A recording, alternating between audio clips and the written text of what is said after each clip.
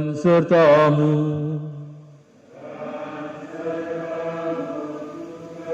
Inilah Injil Yesus Kristus menurut Santo Lukas. Dimuliakanlah Tuhan.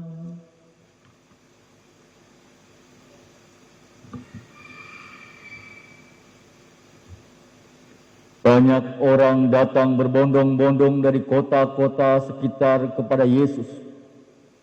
Maka Yesus berkata dalam suatu perumpamaan, adalah seorang penabur keluar menaburkan benih. Waktu ia menabur, sebagian benih itu jatuh di pinggir jalan, lalu diinjak-injak orang, dan dimakan burung-burung di udara sampai habis. Sebagian jatuh di tanah yang berbatu-batu, dan tumbuhlah sebentar lalu layu karena tidak mendapat air. Sebagian lagi jatuh di tanah semak berduri, sehingga ia terhimpit sampai mati oleh semak-semak yang tumbuh bersama-sama. Dan sebagian jatuh di tanah yang baik, lalu tumbuh dan berbuah 100 kali lipat. Sesudah itu Yesus berseru, barang siapa mempunyai telinga untuk mendengar, hendaklah mendengar. Para murid menanyakan kepada Yesus maksud perumpamaan itu.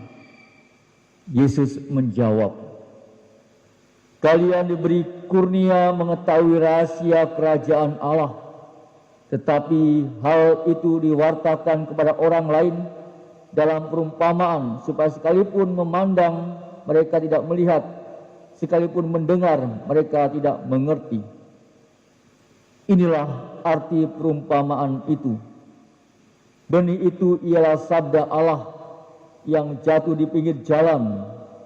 Ialah orang yang telah mendengarnya, kemudian datanglah iblis, lalu mengambil sabda itu dari dalam hati mereka, supaya mereka jangan percaya dan diselamatkan. Yaitu jatuh di tanah yang berbatu-batu. Ialah orang yang setelah mendengar sabda itu menerimanya dengan gembira, tetapi mereka tidak berakar. Mereka hanya percaya sebentar saja, dan dalam masa pencobaan mereka murtad.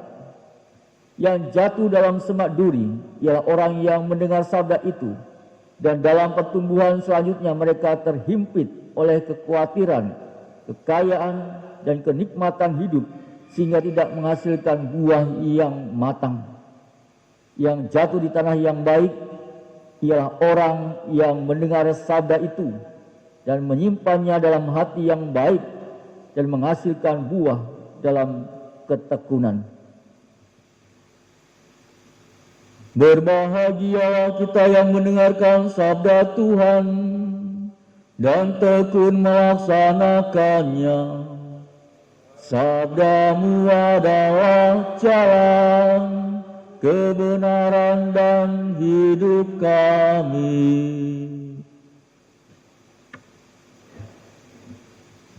Para suster, Bapak, Ibu, dan saudara-saudariku yang terkasih dalam Tuhan kita Yesus Kristus, Yesus menggunakan perumpamaan seorang penabur, tentu berdasar pada latar belakang kehidupan di Palestina. Suatu kebiasaan yang terjadi saat musim tanam. Para penabur menyebarkan benihnya di ladang yang memang belum dibajak, dan benih yang ditaburkan itu jatuh ke berbagai tempat. Selain tanah subur, ada juga yang jatuh di perbatuan dan semak berduri ataupun di pinggir jalan. Dan benih itu memiliki kualitas yang sama, dan juga hasil panennya tinggal tergantung di mana benih itu jatuh dan tumbuh. Saudaraku yang terkasih, tentu perumpamaan ini mengajak kita merenungkan bahwa hasil yang berlimpah bukan pertama-tama atas kualitas benih, melainkan tempat jatuhnya benih itu. Benih yang jatuh di jalan mengartikan karya Allah yang hadir dalam diri seseorang hilang begitu saja karena si jahat merampas daripadanya. Benih yang jatuh di tanah berbatu mengartikan juga di mana karya-karya Allah itu mampu tumbuh tetapi tidak berakar pada hati orang. Ketika terjadi pencobaan entah berupa pangkat ataupun jabatan, uang ataupun popularitas dalam hidupnya, kita meninggalkan imannya. Benih yang jatuh dalam semak berduri berarti karya Allah itu tumbuh dalam diri kita, tetapi kekhawatiran dan juga kenikmatan hidup menghimpit iman itu dalam tumbuhnya secara penuh dalam diri kita. Akhirnya benih yang tumbuh di tanah yang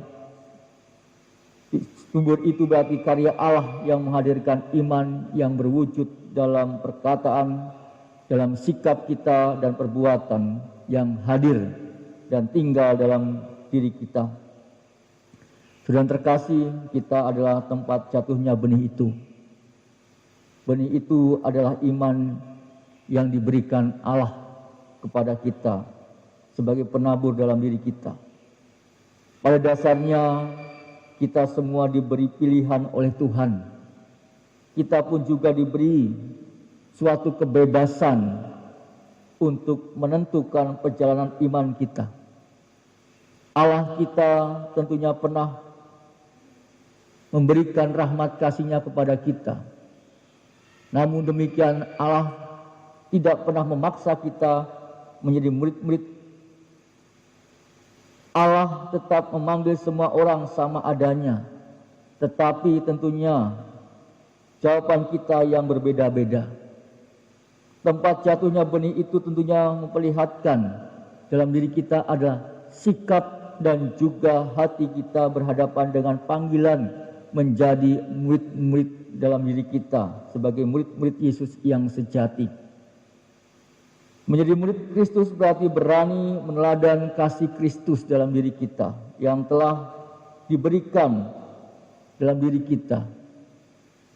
Oleh karena itu, kita mohon kepada Tuhan dalam diri kita agar benih yang telah diberikan kepada kita menghasilkan buah dan juga tumbuh berkembang dan menghasilkan kebaikan-kebaikan dalam diri kita, khususnya dalam pertumbuhan iman kita. Semoga kita membuka hati kita agar benih yang diberikan Tuhan kepada kita tertanam di tanah yang subur dalam hati kita, dan kita pun bertumbuh dalam iman Yesus dalam diri kita. Kemuliaan kepada Bapa dan Putra dan Roh Kudus.